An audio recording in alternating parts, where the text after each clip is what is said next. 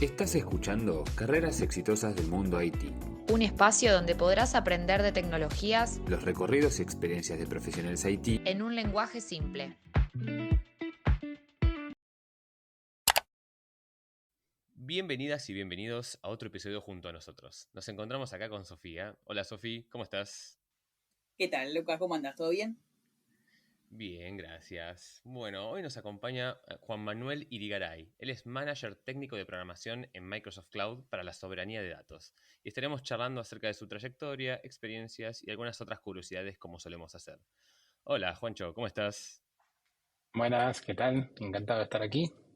Espero haber dicho bien tu rol y si no, corregilo, por favor. Es un gris, pero no te preocupes que incluso para nosotros es un poco complicado. O sea, para decirlo técnicamente, el rol se llama Technical Program Manager, que es dentro de Microsoft utilizamos el Program Manager para casi todo. O sea, dentro hago otras cosas, pero ese es lo que se muestra hacia afuera. Bueno, Pero buenísimo. estuvo más o menos bien. Gracias por aclararlo. Y para arrancar y romper un poco el hielo, tenemos una pregunta. ¿Cuáles son las primeras dos pestañas que abrís cuando empieza tu día? Ya sea laboral, personal, lo que sea. Reddit y Twitter. Bueno, o X ahora. Bien teniendo la Es un conciencia del consumo cambio. muy intenso. Estoy tratando de bajar el consumo, así que estoy hablando con el dealer porque termina con mucha ansiedad, pero sí es automático. Es tremendo, es verdad, ¿eh? Porque es una cuestión de, no sé si generacional o qué, pero estamos en esa, todos, intentando bajar el consumo. Pero bueno, gracias por comentarnos esto. Sí. No, es real que es una intensa para empezar a la mañana, pero bueno, ya nos vamos manejando todos de a poco. Bueno, Juancho, un poco para ir arrancando, te queríamos preguntar cómo fueron tus primeros pasos en el mundo de la tecnología. Bueno, buena pregunta, como dirían en Estados Unidos. Eh, Empecé muy chico, tengo eh, el que es mi primo, se llama Fernando Negro y también socio en muchas cosas, jefe, padrino de todo. Él siempre también estuvo cercano a la informática y cuando yo era muy chico, desde los 3 años, iba a su casa, veía las cosas que él tenía ahí y eso me fue acercando. Siempre me gustó y tuve la suerte de que en la zona donde yo iba me enviaron a un colegio que cuando tenía 6 años teníamos unas Commodore 64, de casualidad, esto fue en 1990. Y a partir de ahí, de lleno, ahí nos enseñaban un poco Logo, aunque había Basic, y desde ahí no paré. O sea, ese fue mi comienzo. Yo sé que creo que siempre hay dos o tres caminos, ¿no? Que es el que le apasionó desde pequeño o el que se construyó como una carrera profesional. En mi caso me apasionó. Y después, bueno, me fui profesionalizando desde ese momento. Pero digamos que desde muy chiquito. Está en la sangre eso. Totalmente, Sí, sí, a ver, ¿no?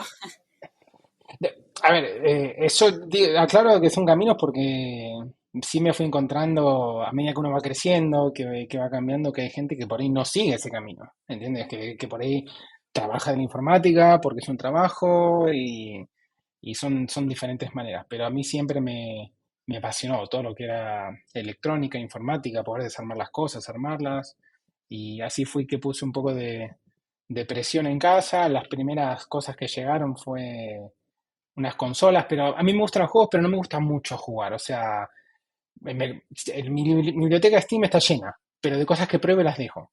Entonces siempre fue más el programar, el que hacer que haga lo que yo quería.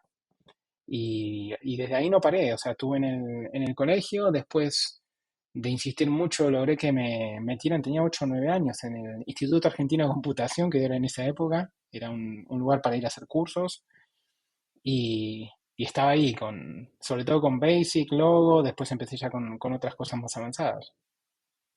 Pero ese es el comienzo, la incepción. Muy bien, exactamente así. Es tremendo.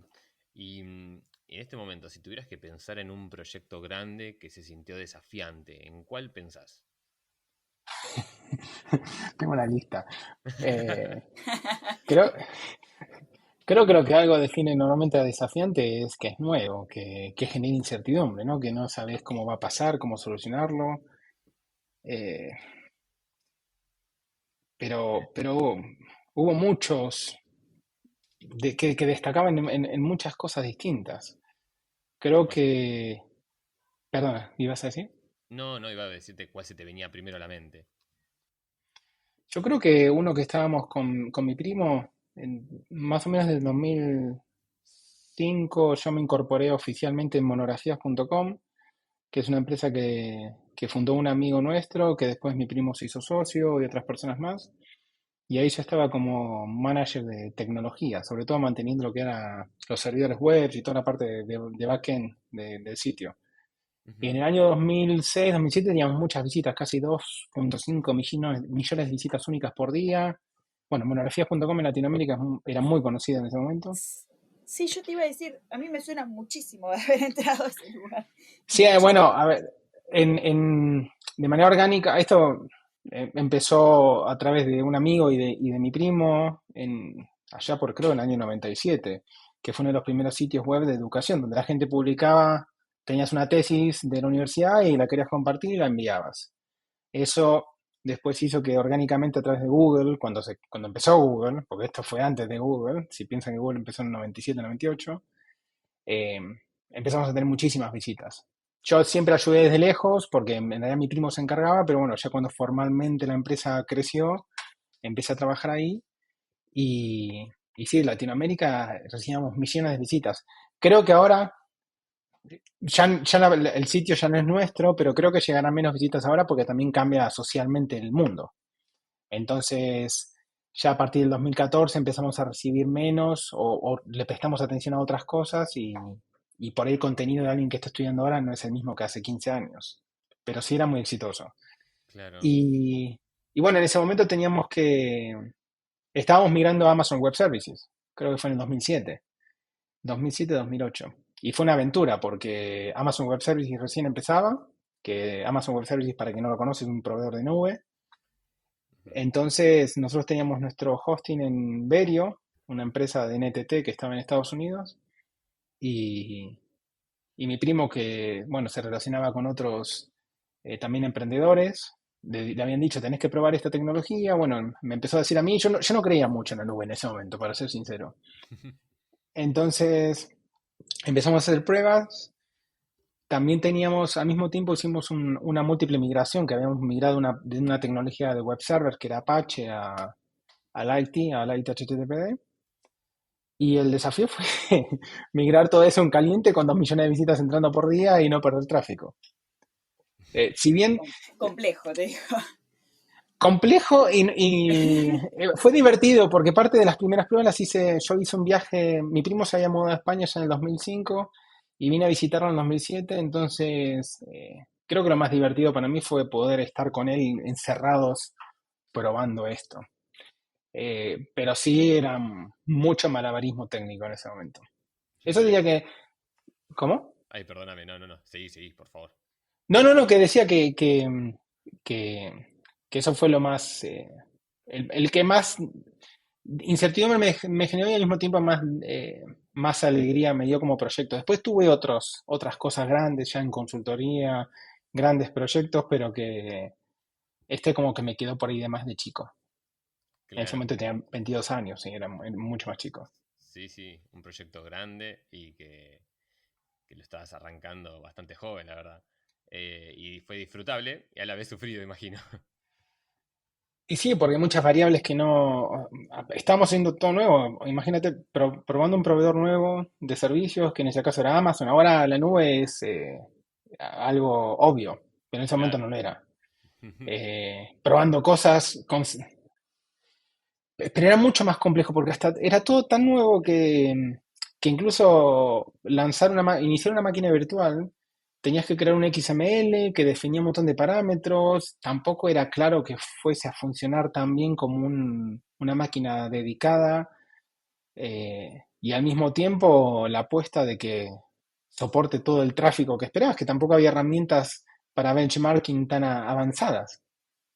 Era mucha Claro, incertidumbre. totalmente, Básicamente, totalmente. Eso te iba a Era, decir, muchísima incertidumbre. O sea, era encargarte de algo que, como decís vos, hoy parece obvio, pero en ese momento era brujería. O sea, estaba muy mano a mano con la brujería, básicamente. Pero no, increíble. Claro, también a veces eso, capaz no es un proyecto totalmente muy grande o enorme, pero era muy desafiante en esa época, me imagino, hacer y algo como...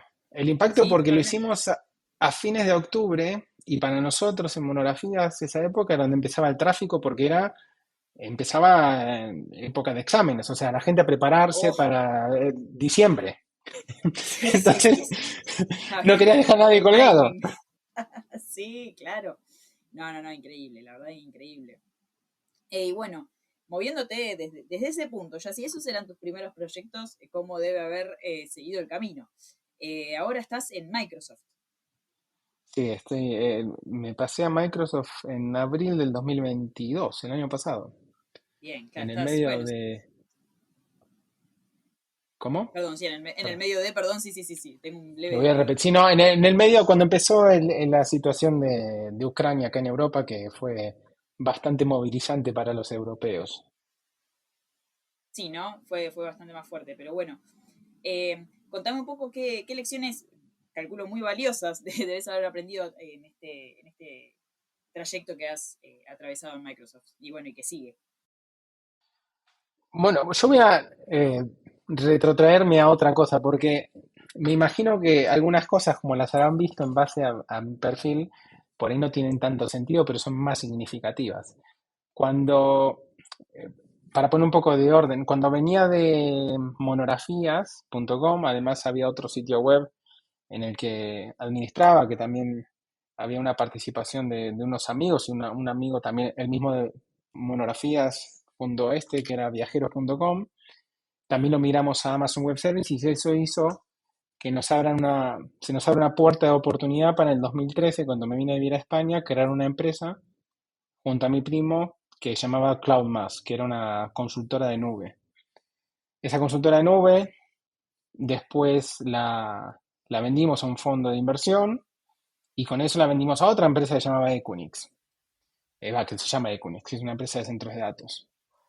Luego estoy haciendo un poco un resumen. En 2020, ya mudándome a Dinamarca y por el tema de la pandemia, me pasé a Amazon Web Services y, y luego de Amazon el año pasado a Monografías. ¿Por qué hago este retrotraerme? Porque mi experiencia corporativa no fue tan grande como mi carrera. Quiero decir, yo considero mi carrera empezó como a los 14, 15 años cuando programaba en Perl y hacía otras cosas. Y mi parte corporativa son los últimos 6 años, desde el 2018 hasta ahora. Esto para poder contar también que no hay solo un camino de cómo llegar. Entonces, Totalmente. Sí, ah, sí.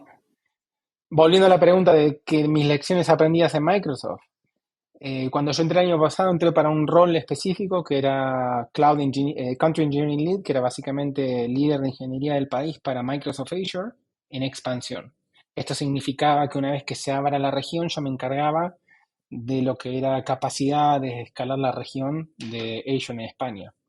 Pero por algunos contratiempos la región todavía no se abrió, entonces el año pasado, a través de unos cambios internos, una reorganización, me pasé al equipo que es lo que ahora se llama Microsoft Cloud for Sovereignty, que es una herramienta para soberanía, que básicamente permite a gobiernos y especialmente gobiernos altamente regulados, como puede ser en Europa y en otros países específicos, utilizar la nube pública para cargas de gobierno. Eso es básicamente lo que significa el producto donde estoy ahora.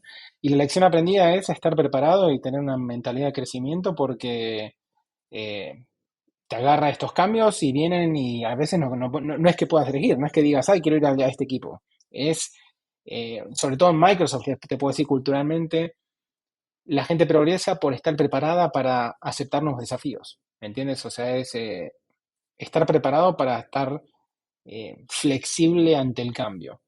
Y en mi caso, como tuve tantos cambios, para mí no fue tan difícil, pero sí lo veo en la gente alrededor que es una lección muy, muy difícil de aprender si uno está acostumbrado a la estabilidad.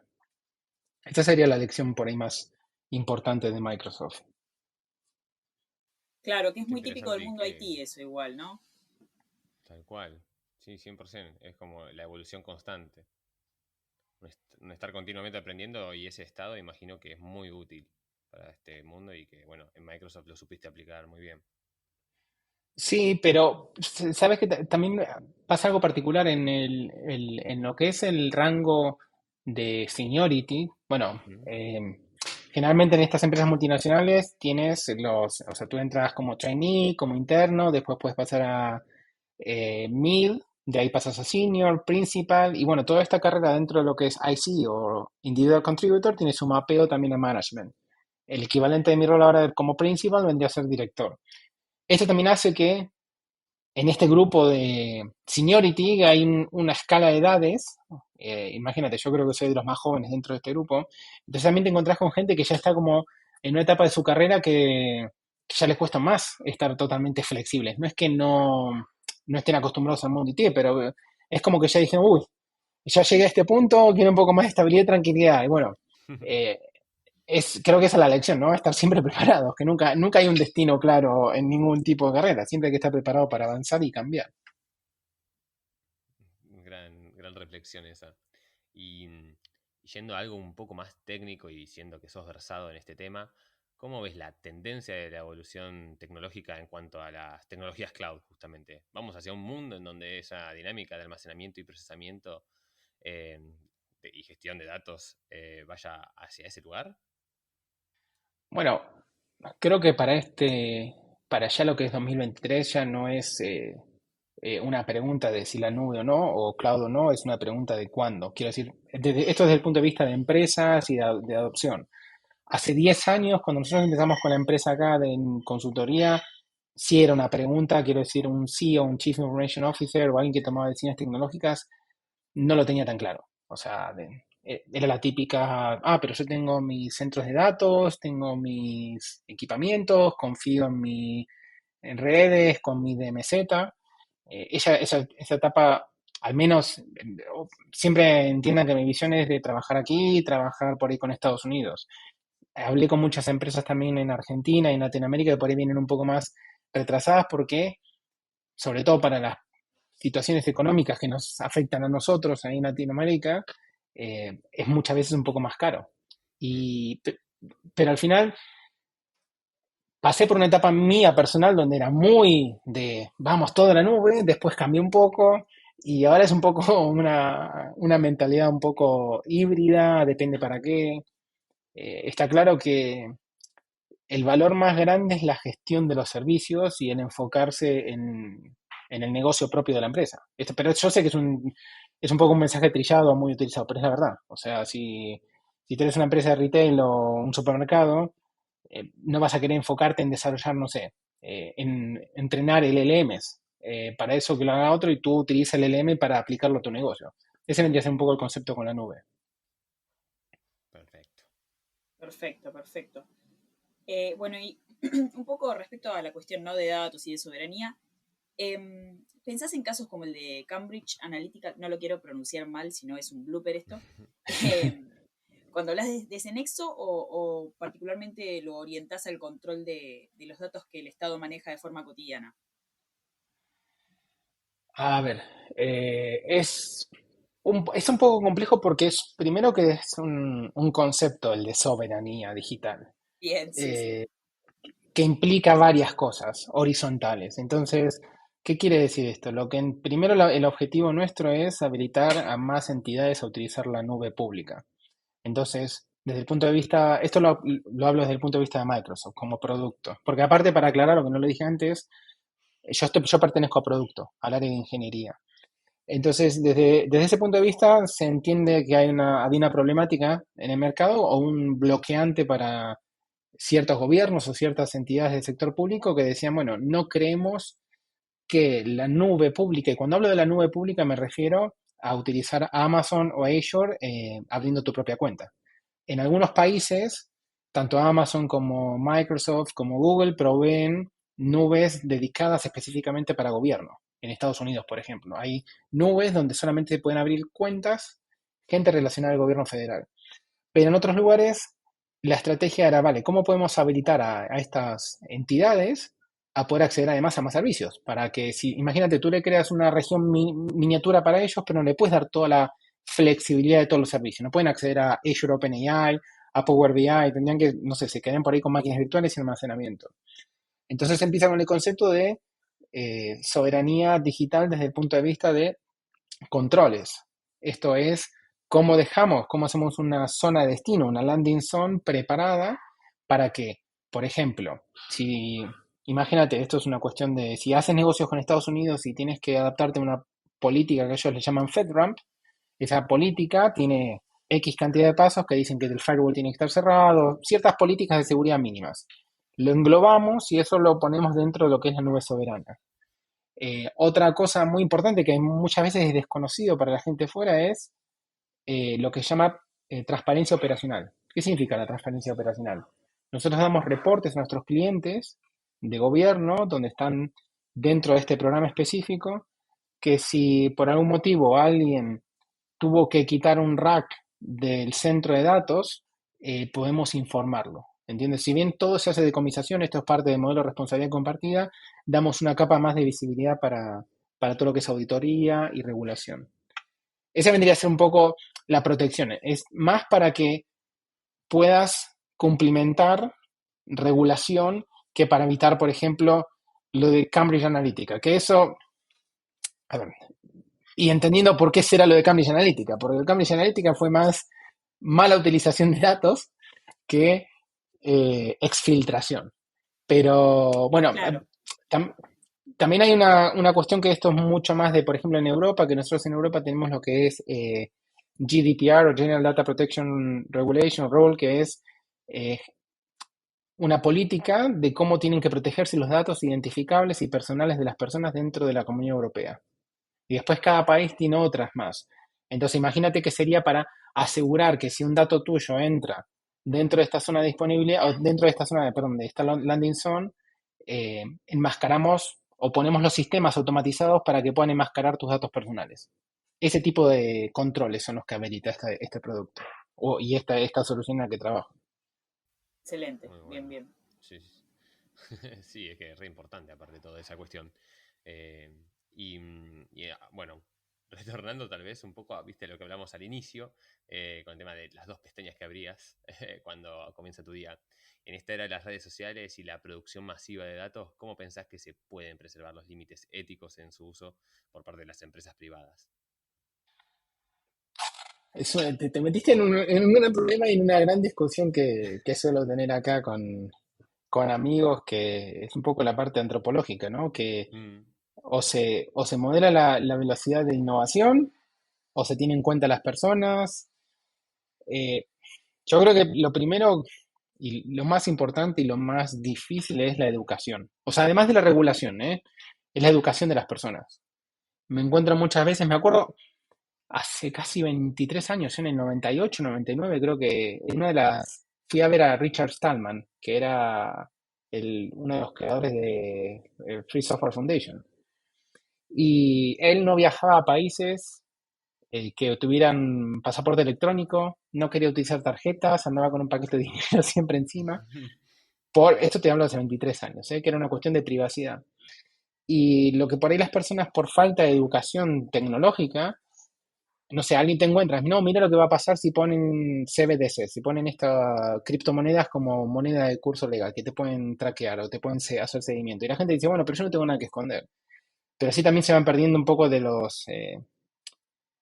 vas perdiendo derechos de a poco. Quiero decir, al final vas creando un entorno controlado por el gobierno. Después tienes el otro problema que son lo que decías, las empresas, que puedan tomar datos tuyos para hacer analítica y están empezando a targetearte o a ofrecerte cada vez más cosas que vos por ahí no quieres.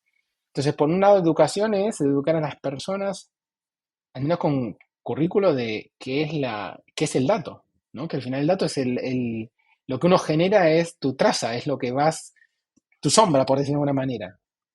Para entender también la parte significativa de lo que es registrarte en sitios de Internet y también lo que es hablar en Internet.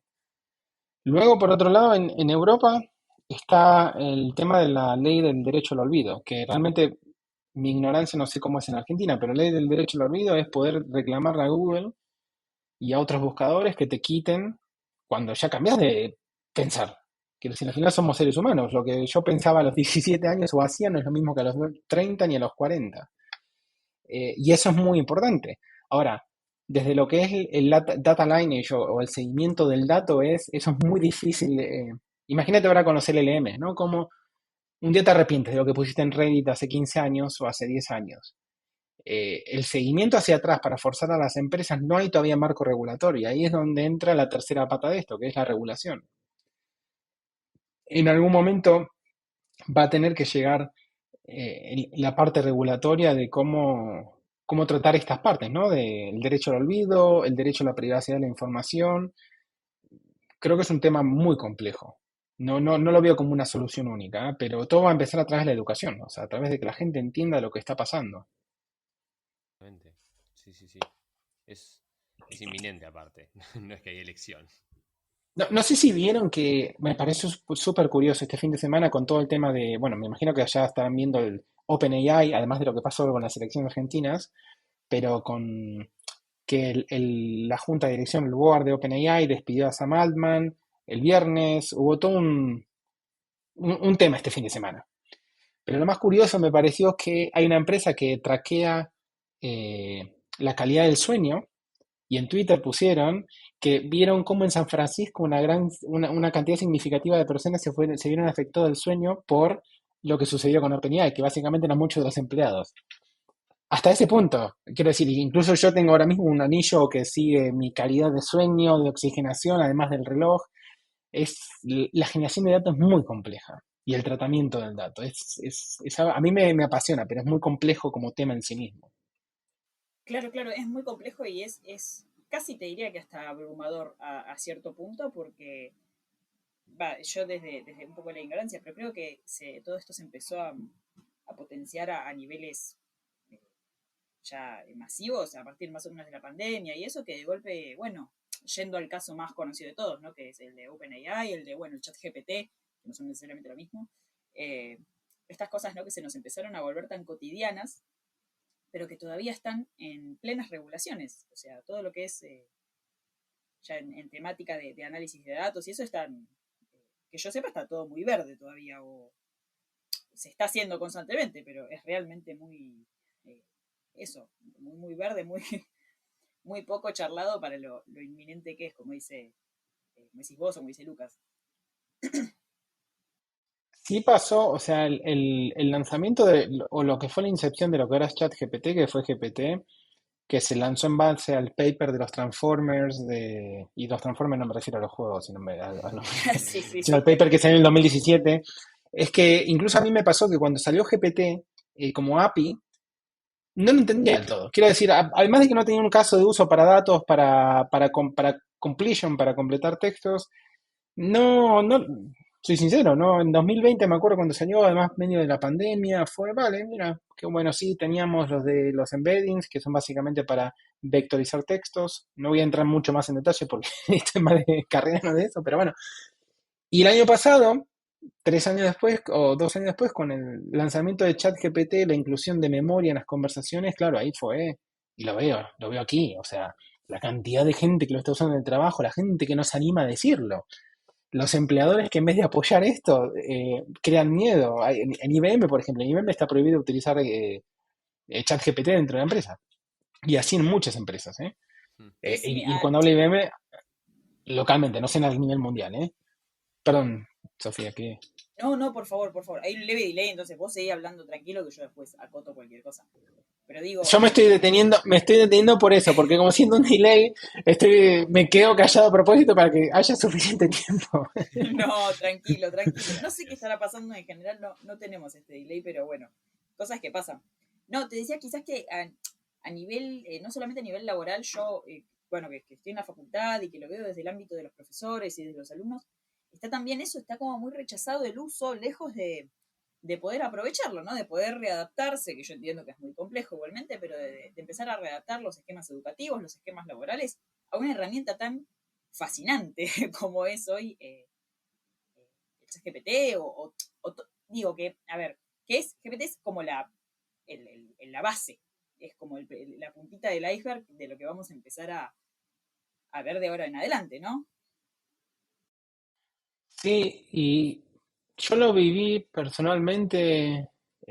Tengo un trabajo todavía que hice, lo tengo publicado en algún sitio de internet. En el año 1998, aunque se ve tan lejano, para el colegio, yo era siempre me consideré ¿cómo decir? Una rata de informática en laboratorio. Hice una página web de Word, de Microsoft Word, con unos tutoriales. Y en ese momento yo tenía 13 o 14 años. Y ya lo empecé a ver que desde chico los profesores siempre estaban un poco a la defensiva y yo también tenía yo me imaginaba que me iba a encontrar con profesores que, no sé, que iba a encontrarme con Bill Gates ahí mismo delante mío. En ese momento a mí me gustaba mucho Bill Gates, después cambié, pero quiero decir, la expectativa era muy grande. Después, con monografías, era lo mismo. O sea, con monografías nos pasó que en muchos países, México, en Cuba lo usaban mucho, pero que también salían notas en el diario, ¿no? Los chicos están dejando de pensar porque se copian los trabajos, o en la universidad se copian los trabajos de las tesis. Y, y así con todos los avances tecnológicos. Y hoy también estaba discutiendo en Twitter o agregando un pensamiento acerca de, había una pregunta que uno preguntaba por qué la gente tenía tanto problema con la adopción del coche eléctrico. Y yo decía, es miedo a lo desconocido. Y el miedo no razona. Y es un poco esto también con los LLMs. Eh, También como seres humanos creo que tardamos en adaptarnos a las cosas y fue muy rápido. Al principio de año, no sé si te acuerdan que había algunas empresas que quisieron hacer detectores de texto generado por ordenador y fue imposible. Y crearon algo contraproducente, que si el profesor tuyo ejecutaba ese programa y creía que detectaba un texto tuyo, te podía bochar Ujú, sin tener una prueba realmente fehaciente. tal cual. Entonces, toda la adopción de tecnología lleva estas fricciones, ¿no? De gente que se echa para atrás. En vez de decir, bueno, vamos a plantearnos a partir de ahora en qué podemos hacer, qué es evaluar a una persona dentro dentro del colegio, dentro de qué es evaluar el conocimiento. Realmente hacer un trabajo práctico, evaluar el conocimiento, creo que esas preguntas hay que empezar a hacerse más que decir, esta herramienta modifica lo que hasta ahora utilizaba como baremo. Para mí va más por ese lado, pero esto es personal, ¿eh? Y también quiero aclarar que mi carrera de estudios es muy particular, así que tengo mi bias o mi predisposición interna. Bien, muy bien. Bueno, no, y hablando, siguiendo, ¿no? En este un poquito tema de la inteligencia artificial, ya más generalmente, contame vos cómo viviste digamos, el desarrollo y la popularización, ¿no? De lo que veníamos hablando, y qué usos son los que más útiles te parecen, vos que ya tenés como muchísima más experiencia en el campo y no solamente la popularizada, por así decirlo. Mm, a ver, vamos, mi experiencia. Primero quiero empezar por esa parte de la pregunta y también para hilar a mi parte de la carrera de IT. Aunque esto lo voy a dejar muy complejo para que tenga que editar esto, pero Sí, sí. Soy yo, así que tranquilo, tranquilo, explayate totalmente Pero me tranquilo. gusta la modalidad charla, ¿eh? Así que la charla a mí me gusta. Primero para ponerlo en modo mi carrera. Yo cuando era también chico, a los 14 años, a través de mi primo, que siempre estuvo muy presente en mi vida, él tenía una empresita, una empresa de páginas web, de desarrollo de software, que fue bastante conocida en Argentina, llamada Multimake, y yo quería ir ahí todos los días a programar, quería estar ahí. Eso hizo que yo no atienda muy bien al colegio, por lo que no terminé yo el secundario. El secundario lo reintenté muchas veces y era algo que para mí era imposible. Quiero decir, me aburría mucho, me costaba. A mí me cuesta muchas veces prestar atención a ciertas cosas, pero a otras les presto mucha atención. Entonces tenía mucha dependencia del profesor que tenga delante, por lo cual yo no terminé el secundario. Y esto fue algo que para mí fue un hándicap en toda mi vida. Quiero decir, si tengo un síndrome de impostor se multiplicaba por 10 solamente por eso. Entonces me dediqué muy proactivamente siempre a estudiar más de lo necesario, para poder llenar esos espacios. ¿Y estudiar más del escenario qué significa? Y bueno, por ejemplo, si bien yo ya trabajaba con vectorización de texto en los años 2000, en el 2013 o 2014 empecé a meterme mucho con Coursera, que lo creó entre ellos uno de los científicos que estaba en Google Mind, que se llama Andrew Ng. Y a través de Andrew Ng, a través de los cursos que él hizo en Coursera, sobre todo los primeros de Machine Learning y otros más, que me tiré meses. Mi esposa actual todavía se sorprende de cuando me veía estudiar álgebra. Ahí fue que fui ganando el conocimiento. Y esto lo quería aclarar porque para que no parezca que vengo de una carrera específicamente de datos. Después fui invitado a dar charlas en una universidad aquí en España acerca de Machine Learning en la nube, pero quiero decir, mi conocimiento de estadística, de Machine Learning, de datos, no fue el estructurado. Y esto lo quería resaltar porque ahora mismo la información está ahí. Los cursos existen. Es cuestión de tener mucha voluntad, muchas ganas y animarse a hacer las preguntas correctas. Ahora avanzando a lo cómo impacta el machine learning o las redes neuronales o los LMs en la vida cotidiana. Impacta en todo. Eh, ¿A qué me refiero? Las transiciones van siendo tan graduales que no nos damos cuenta a veces.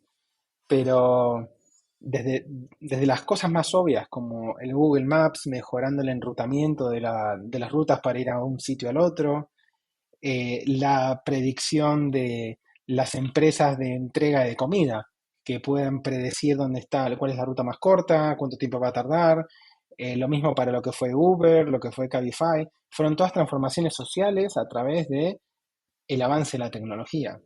Ahora mismo con los LLMs, además, bueno, ahora me voy a poner un poco el gorro de Microsoft. Una cosa es la aumentación de capacidades con lo que podrían ser los copilots, o sea, tanto como GitHub Copilot como los copilots dentro de Office u otras herramientas, que eso básicamente es aumentar las capacidades de una persona para mejorar su trabajo o aumentar la capacidad de trabajo. Eso creo que es una de las mejores implementaciones que hay. Todavía no hay un descubrimiento, lo digo a nivel personal, no hay un killer app, no es algo que sea obvio para un LLM, que es un modelo de lenguaje natural o grande, no sé la traducción completa, pero sería gran lenguaje, un modelo de lenguaje natural grande. No hay todavía un killer app. Donde se va viendo, o sea, lo más básico fue a través de atención al cliente, a través de entendimiento de mensajes, a través de mejorar el entendimiento de sentimiento, la respuesta a clientes, sobre todo en lo que son formatos chatbots. Eh, yo le veo mucha más capacidad a traducción, no solamente de idiomas, pero sino traducción máquina, instrucción. Por ejemplo, a mí los ejemplos que más me apasionan y los que más me gustan es cómo automatizar domótica a través de un LLM. Enseñarle a hacer llamadas a través de IO outputs, o sea, de input outputs, a través de, no sé, un puerto USB y que pueda manejar cosas. Creo que eso va a ser parte de uno de los avances. Por ahora, lo que está impactando es eso, es la aumentación de capacidad de las personas y un poco lo que es mejorar la atención al cliente, soporte y los casos más simples. A futuro, yo creo que va a ser de mucha transformación. Lo que pasa es que estamos todavía en el medio. Es muy difícil ver el futuro y ver el pasado cuando uno está en el medio de esa transición. Sí, totalmente, totalmente. Estamos todos todavía ahí con los ojos abiertos, mirando para todos lados para ver a dónde sale en realidad. ¿Pensás que deberían limitarse las posibilidades del machine learning? O sea, ¿ves alguna amenaza? Bueno, ya lo estuvimos hablando, ¿no? Pero de las IAs actuales también en cuanto a la popularización de imágenes ficticias reproducidas como fake news. Bueno, vamos a separar los términos de lo que puede ser Machine Learning y cómo se aplica a difusiones que son lo que están utilizando para generar imágenes artificiales. Personalmente, es que es una pregunta compleja.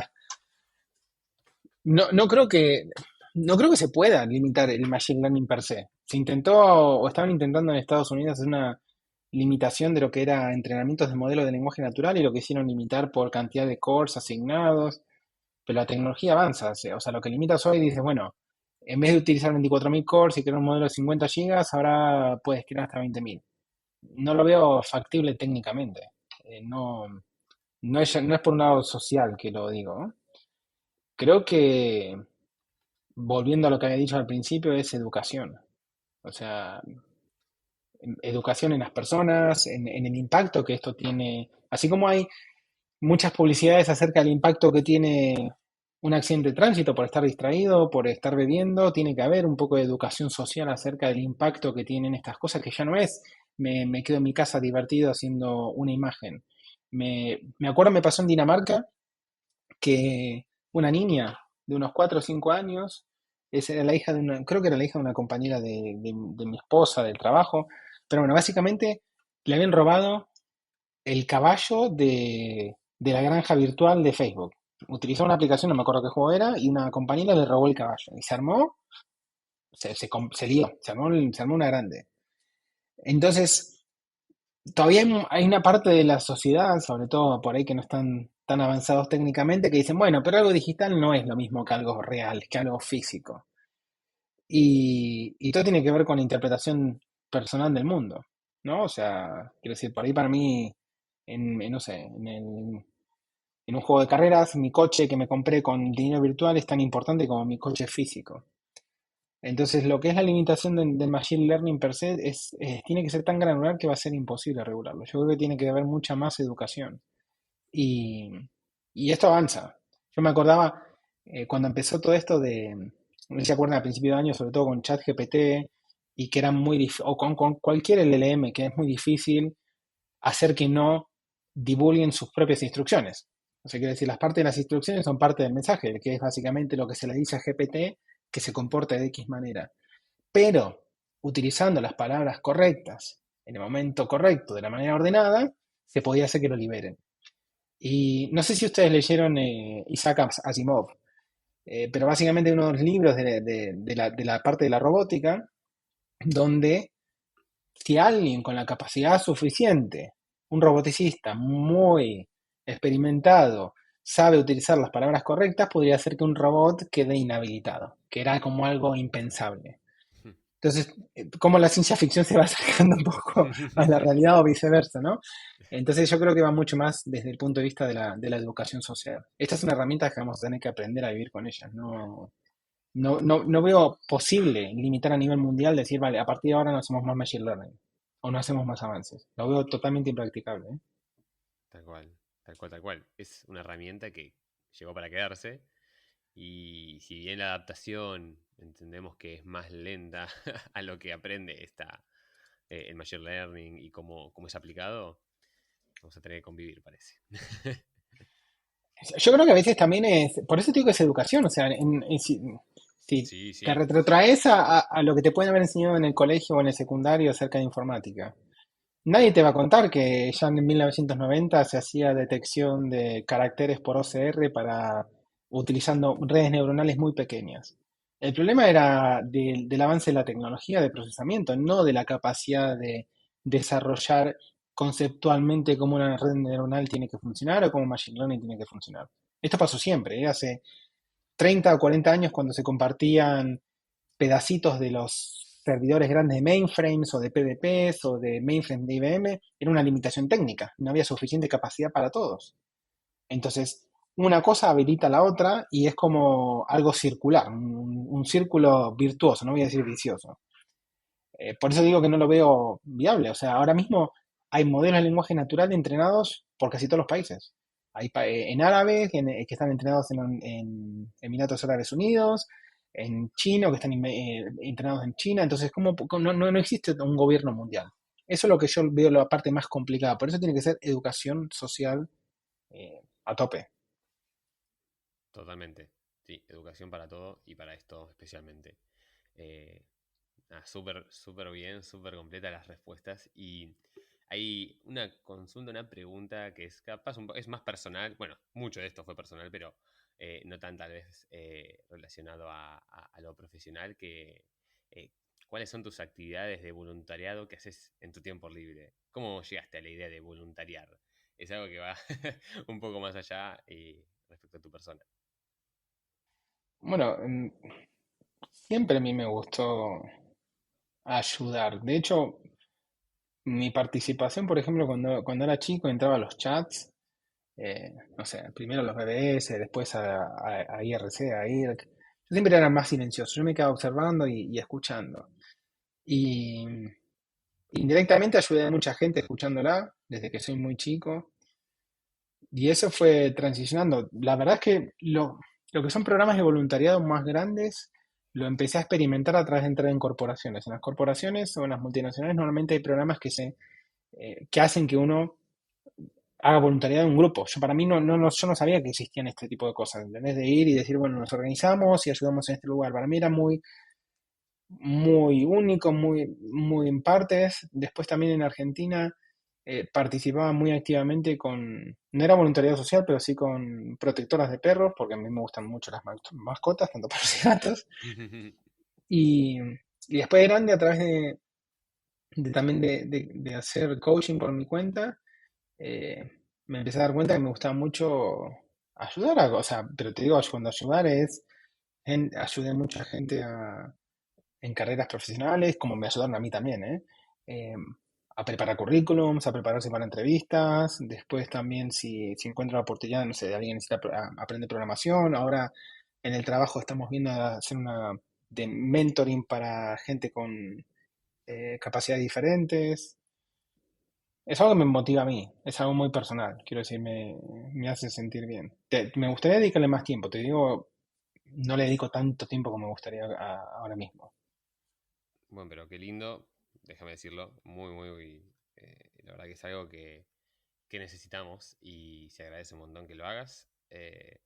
También me hizo rememorar el inicio de la entrevista que dijiste que te compraste todo para hacer divulgación. Y divulgación trata de eso también, de hacer llegar el conocimiento a los otros.